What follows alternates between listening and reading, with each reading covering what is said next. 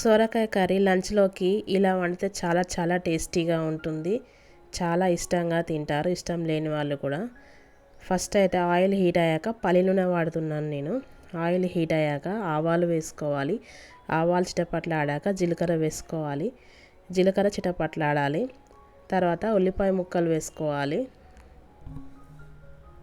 తర్వాత వేయించిన జీలకర్ర మెంతి పొడి, జీలకర్ర మెంతి కలిపి వేయించుకొని పొడి చేసుకోవాలి. ఇది వేస్తే స్మెల్ చాలా బాగుంటుంది కర్రీస్కి. తర్వాత అల్లం వెల్లుల్లి పేస్ట్ వేసుకొని వేయించుకోవాలి. తర్వాత పసుపు వేసుకోవాలి. వేసుకొని కలుపుకోవాలి. చిన్నగా కట్ చేసుకున్న సొరకాయ ముక్కల్ని వేసుకోవాలి. సొరకాయ ముక్కలు మొత్తం వేసుకున్నాక పోపు అంతా కలిసేట్టుగా కలుపుకోవాలి.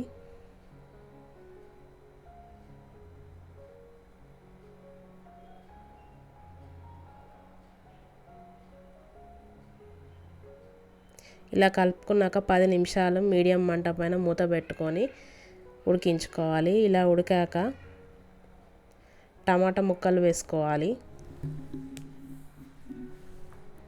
2-3 టమాటాలు కట్ చేసి వేసుకున్నాను.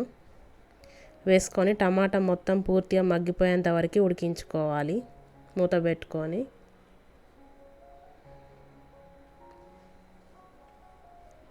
టమాటా మొత్తం మగ్గిపోయాక సరిపడా కారం వేసుకోవాలి.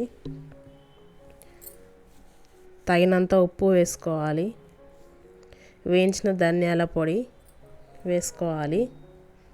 వేసుకొని కలుపుకోవాలి.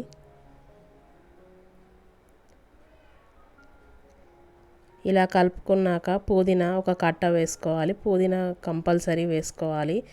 పుదీనా వేయడం వల్ల మంచి స్మెల్, టేస్ట్ చాలా బాగుంటుంది. సొరకాయ కర్రీకి కాంబినేషన్ అదిరిపోతుంది పుదీనా వేయడం వల్ల. ఇలా వేసుకొని సొరకాయ కర్రీ దగ్గర పడేంత వరకు మూత పెట్టుకొని ఉడికించుకోవాలి.